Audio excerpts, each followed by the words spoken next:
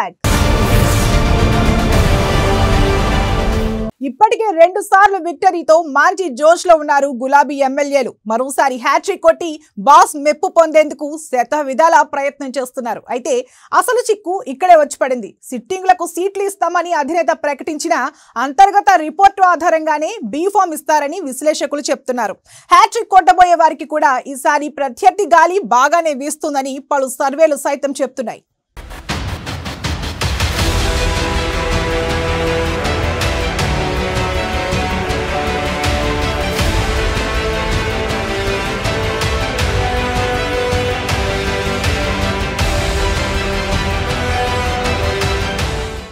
నిజామాబాద్లో పెరిగిన BJP graph,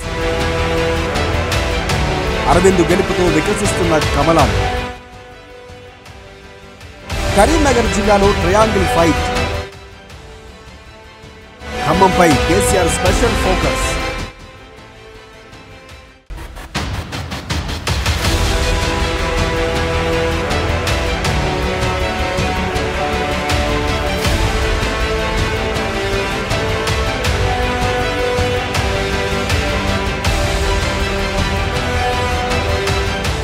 Nizamabad జిల్లాలో ఆర్మూర్, నిజామాబాద్ అర్బన్, బాల్కొండ, బోధన్ నియోజకవర్గాల్లో ముందు నుంచి టీఆర్ఎస్లో యాక్టివ్గా ఉన్న జీవన్ రెడ్డి, బీగాల గణేష్, వేముల ప్రశాంత్ రెడ్డి వరుసగా 2 సార్లు గెలిచారు. వీరికే 3వ టిక్కెట్లు దక్కవచ్చని బహిరంగంగానే నేతలు చెప్పుకున్నారు. పార్టీలో పెద్దగా పోటీ ఇచ్చే ఇతర నేతలెవరూ కనపడకపోవడంతో వారికి మరోసారి ఛాన్స్ రావచ్చు. మరోవైపు ప్రతిపక్ష పార్టీలు సైతం బలహీనంగానే ఉన్నాయి. నిజామాబాద్ ఎంపీగా అరవింద్ విక్టరీ తర్వాత బీజేపీ గ్రాఫ్ అక్కడ ఒక్కసారిగా పెరిగింది. అరవింద్ విక్టరీతో బీజేపీ బలంగా మారుతూ ఉండడంతో అక్కడ పోటీ బీజేపీ బీఆర్ఎస్ మధ్య ఉంటుందని విశ్లేషకులు భావిస్తున్నారు.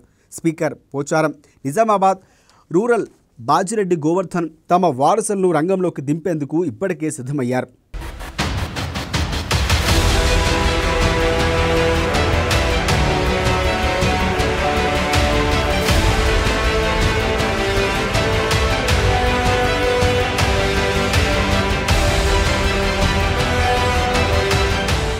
ఇక కరీంనగర్ జిల్లాలో Manakondur MLA రసమయ్యి, Peddapalli MLA Dasara Manohar Reddy, Husnabad MLA Satish ముగ్గురు టీఆర్ఎస్ నుంచి 2 సార్లు గెలిచారు. పెద్దపల్లి, మానకొండూరు, హుస్నాబాద్లో బలమైన ప్రత్యర్థులు కాంగ్రెస్, బీజేపీలో సైతం ఉన్నారు. ఇక్కడ 3వసారి గెలవాలంటే చెమటోడాల్సిందే. సిరిసిల్ల, కోరుంట్ల, వేములవాడ, ధర్మపురి, కరీంనగర్లో కేటీఆర్, విద్యాసాగర్ రావు, చెన్నమనేని రమేష్, అలాగే కొప్పుల ఈశ్వర్, గంగుల కమలాకర్ ప్రాతినిధ్యాన్ని వహిస్తున్నారు. వీరంతా సీనియర్ ఎమ్మెల్యేలు అవడంతో వారి స్థానాలకు డోఖా లేదనే చెప్పవచ్చు.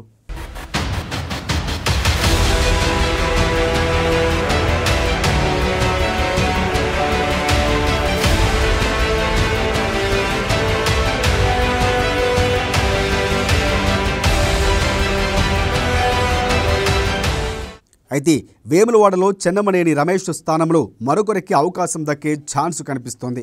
వరుసగా ఎమ్మెల్యేగా ఎన్నికైనప్పటి నుంచి పౌరసత్వం ఇష్యూ డైలీ సీరియల్ మాదిరిగా నడుస్తూనే ఉంది. మొత్తంగా ఉమ్మడి కరీంనగర్లో బీజేపీ, కాంగ్రెస్ నుంచి బీఆర్ఎస్ గట్టి పోటీని ఎదుర్కోక తప్పదు. జిల్లా మొత్తం ట్రయాంగిల్ పోరు నడిచే అవకాశాలు స్పష్టంగా కనిపిస్తున్నట్లు ఎక్కువ మంది చెబుతున్నారు. మరి ఈ ట్రయాంగిల్ యుద్ధంలో పై చెయ్యి ఎవరిది అనేది మరికొన్ని రోజుల వరకు ఎదురుచూపులు తప్పవు.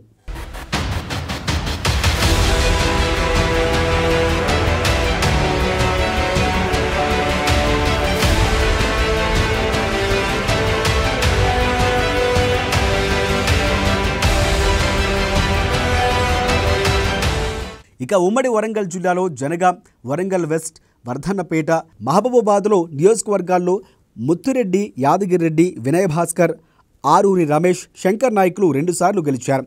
జనగాం, మహబూబాబాద్లో ఎమ్మెల్యేల పనితీరు అంత ఆశాజనకంగా లేదని బహిరంగంగానే టాక్ వినిపిస్తోంది. నిత్యం వివాదాలతో అసంతృప్తిని మూటగట్టుకుంటున్నారు. వరంగల్ వెస్ట్, వర్ధన్నపేటలో ప్రతిపక్షాలు బలహీనంగా ఉండటం బీఆర్ఎస్కు కలిసి వచ్చే అంశం. ఇక పరకాల, పాలకుర్తి, భూపాలపల్లి, డోర్నకల్, స్టేషన్ ఘనపూర్ సైతం వ్యతిరేకత ఖచ్చితంగా ఉంటుందనే వార్తలు కూడా వినిపిస్తున్నాయి.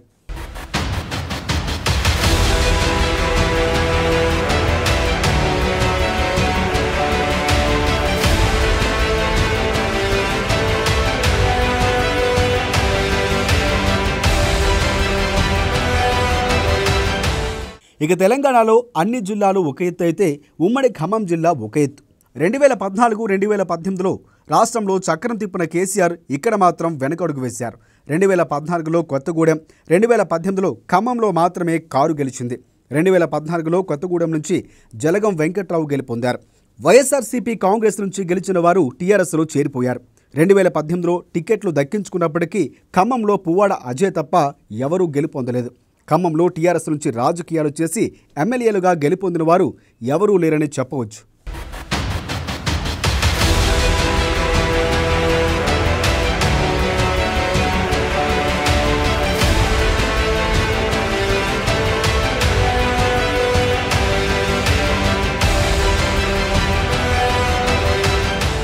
రెండు 2014-2018 పరిస్థితులు దృష్టిలో ఉంచుకొని సీఎం కేసీఆర్ బీఆర్ఎస్ ఆవిర్భావ సభ ఖమ్మంలోనే పెట్టారు. అక్కడి నేతలు ప్రజలు ఆకట్టుకునేందుకు ఖమ్మంపై వరాల జల్లు కురిపించారు. అసంతృప్తి రాగాలు సైతం శాంతింపజేశారు. అయితే ఇతర పార్టీల నుంచి వచ్చిన వారిపై బీఆర్ఎస్ ఆధారపడక తప్పని పరిస్థితి ఉంది.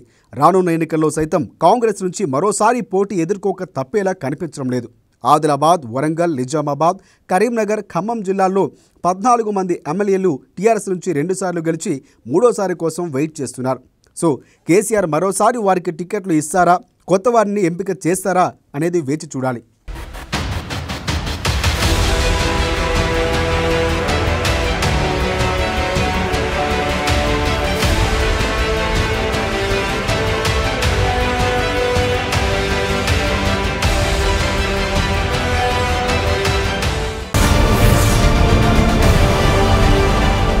మరిన్ని రాజకీయ విశేషాలు తెలుసుకునే ముందు బర్నింగ్ పాలిటిక్స్ లో బ్రేక్ తీసుకుందాం.